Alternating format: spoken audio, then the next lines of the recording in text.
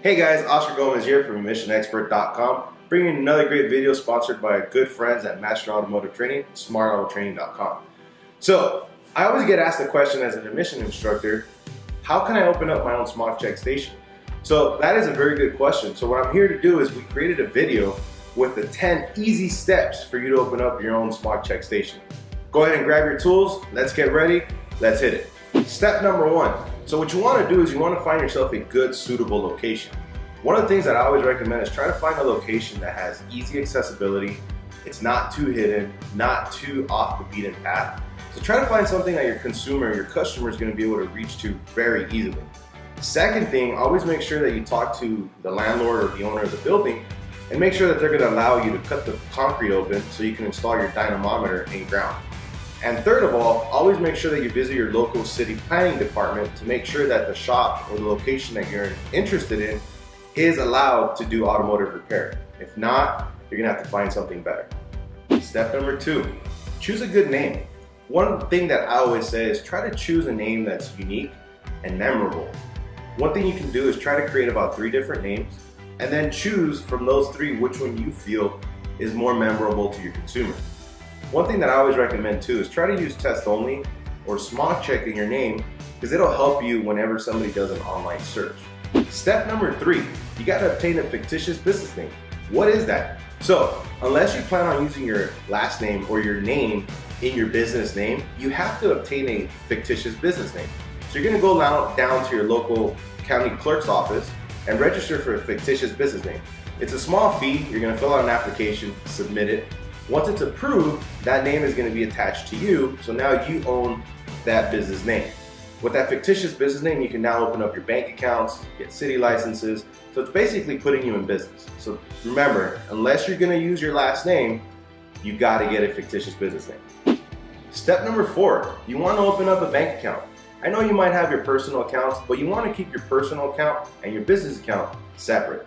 It'll make your taxes a lot easier to get done. So what you want to do, you want to take one of your fictitious business name forms that you're going to get from the county clerk's office, take it down to your local bank and open up a business account.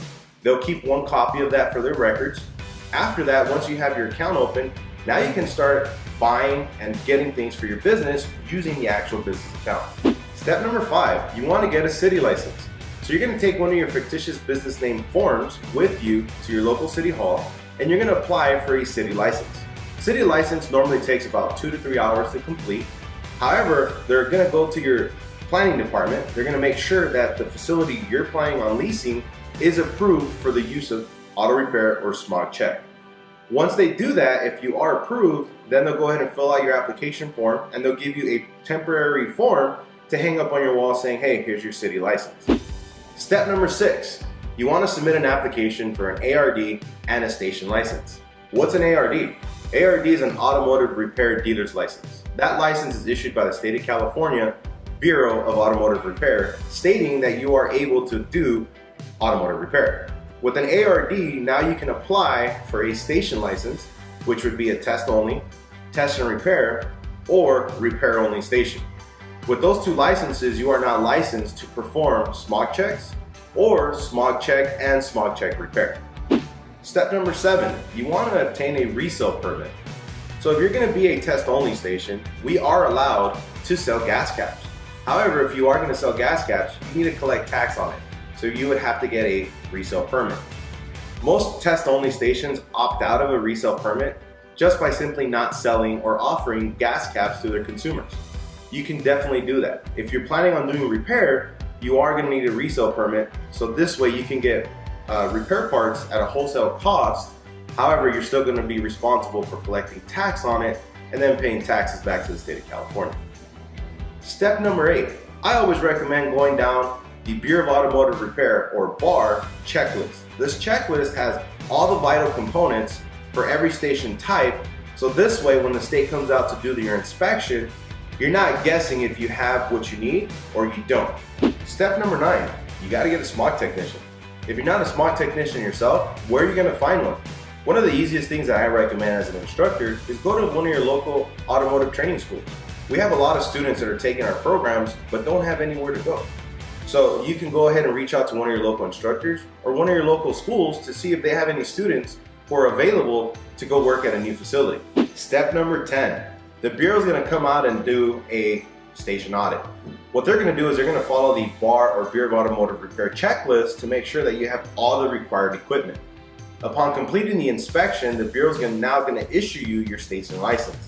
That license is now going to be hung in the office so your consumers can actually see it.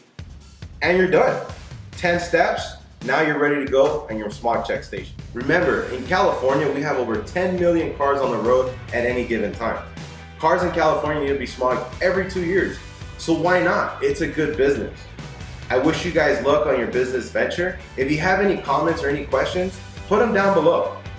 And always remember, guys, a good technician is always learning. Signing off here, Oscar Gomez, EmissionExpert.com.